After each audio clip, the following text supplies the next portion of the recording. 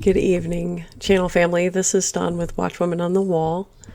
I hope you guys are blessed and healthy and having a wonderful start to your new year.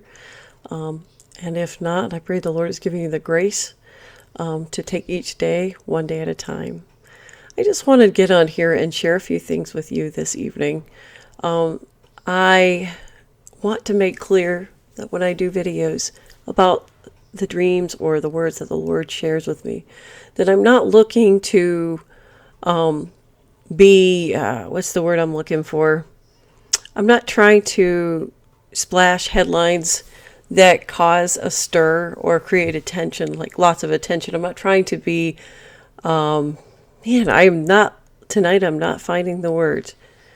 When people try to do something just for attention or likes or subscribers or any of that, I only want to share with you what the Lord is giving me.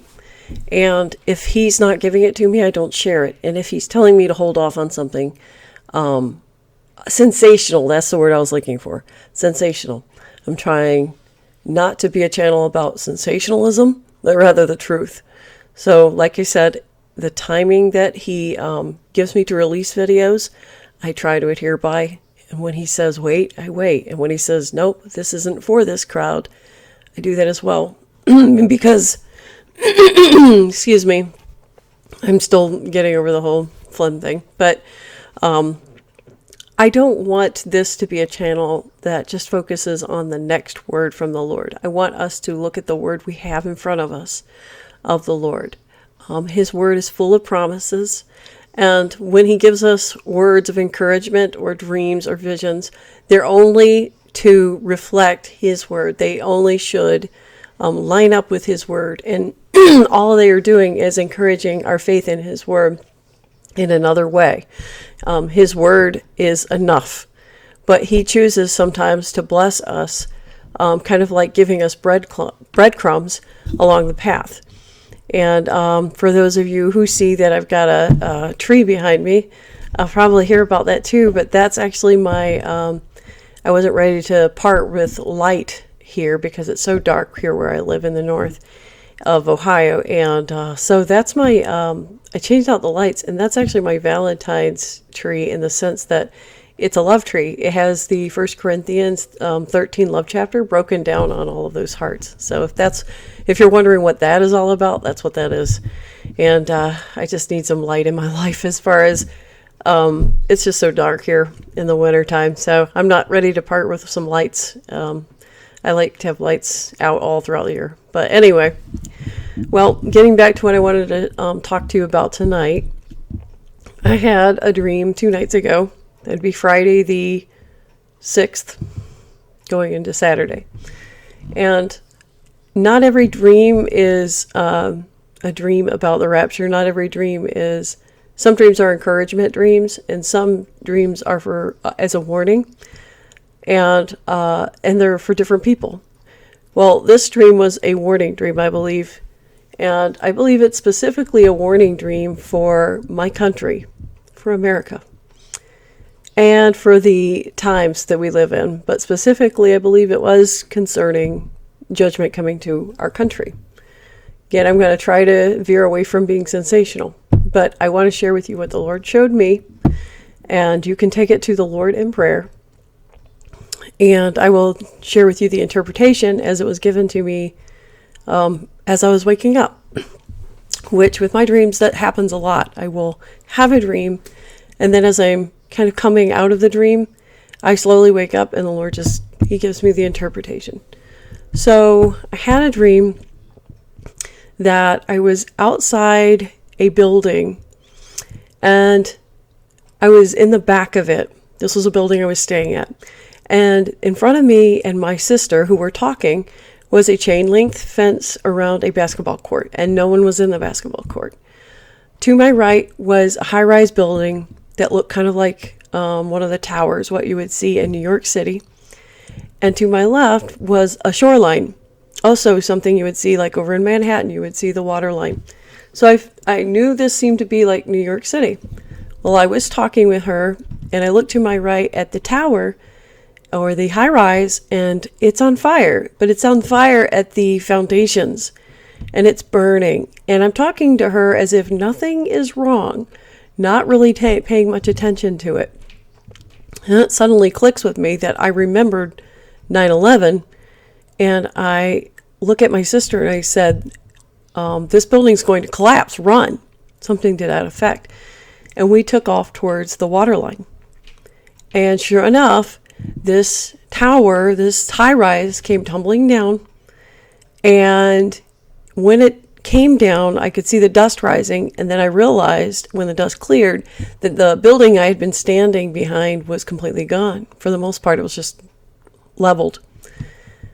That's when I realized I had forgotten that my daughter and my niece were in there. Well, I knew my daughter was in there, but as we went to dig her out, because there was some rubble, I found her protected safely under a piece of roofing or just building material, maybe a wall, and she was huddled there. It was like a tent. It was like this, and she was under it.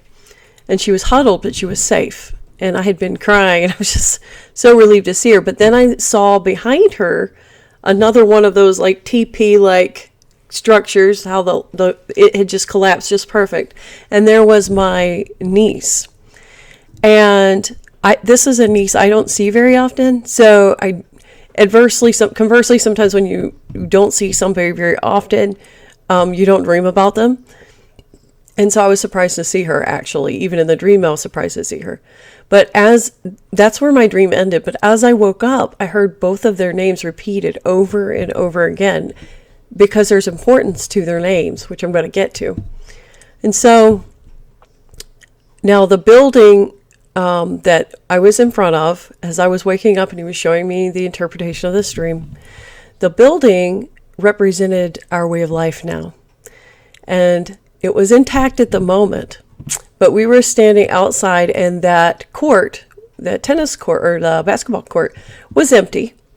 I believe that this might represent a time period right before we go where, yes, our way of life is still as we've known it to a degree, but there are people absent from entertainment, doing some of the things that we would do in our leisure time. There was nobody there. There was nobody playing in the basketball court. Now, I don't know 100% if that's what that was about, but I just thought it was interesting that it was a basketball court.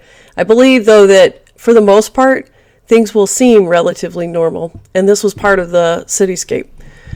To my right was like I said, the tower or the high-rise, and to my left was the water line. The water line, I believe, is basically where we cross. You hear about crossing Jordan. Well, there's going to be a dividing line between heaven and earth. So when we cross over to heaven, when we're raptured, that's going to be our sanctuary, that dividing line between heaven and earth. But that high rise or that tower was burning, and it was burning at its foundations. I understand that our nation was built with independence of mind and freedom to practice our own faith. And so to see the foundation burning, I believed, realizing in connection with the 9/11 towers, that our financial industry was hit. This tower not only represented our financial industry, it represented which was going to collapse, and I believe it will collapse soon. But I believe that the fact that it was burning at the foundation of this tower, the Lord was showing me, was our foundations are being attacked as a nation. Faith and freedom are both, and they're entwined with each other, but they're being attacked, and ruthlessly right now. They're on fire, and because of that, we're about to receive judgment. So as I saw that, I realized, it clicked with me. Yes, I remember 9/11, and I took off the other way for sanctuary. Now, when I saw the smoke and I realized that the building was razed to the ground, this building that represented our old way of life, my fear, I guess, was that there was nothing left. I was mourning our old way of life. But when I went to the building where it had been and found my daughter and my niece, Interestingly enough, as I said, their names played out to me as I woke up. Their names were Vivian and Cadence. Vivian means life. Cadence means rhythm. So the rhythm of life had somehow been protected. And I believe what the Lord was trying to show me was that our way of life that we know it right now, it seems normal, but it isn't. However, before this destruction happens, we will be protected. So that rhythm of life will, I don't believe it'll be interrupted in the sense that something dramatic will happen before we leave. I think if it does happen, it'll be right as we leave or right after we leave. So that rhythm of life was protected. And we were protected under the sanctuary. So it's the sanctuary of God's grace. And I believe that includes us being taken before this chaos happens. Now, some may argue, yeah, but the building was, standing there and then it was destroyed. And then I found these two children. That is true. And I haven't worked out the whole, the kind of the sequence of events. But I believe when he was pressing me as I was waking up to remember the two names, Vivian and Cadence, I heard them over and over and over again. I believe he's going to see us through. And the day that this happens, whatever day that falls on, the Lord's going to, we will be living as Jesus described in Matthew 24. People are getting married and being given in marriage and working, and, they'll be doing life, even though the times are evil, like the days of Lot. And then it will be a sudden and swift judgment on the world. But, a lot of people say, well, harpazo means to snatch away violently. And it does indicate a rescue, if you will. So I believe, yes, it will be close, but I don't see us being shipped off to camps or, things like that. Yes, there is broad persecution all over the world, but to the degree that the tribulation, where evil is basically let loose and the restrainer stops restraining, no, I don't see that happening until after we're gone, because the restrainer lives within us, and when he steps out of the way, we are taken. So, like I said, I think this was more of a dream of judgment for our country, and I don't take those dreams lightly, and I don't throw the word judgment around much. But when he presses us to share these things, we need to sit up and take notice and obey. And so that's what I want to do tonight. I don't want to live in a spirit of fear, for God has not given us a spirit of fear, but of power, of love, and a sound mind.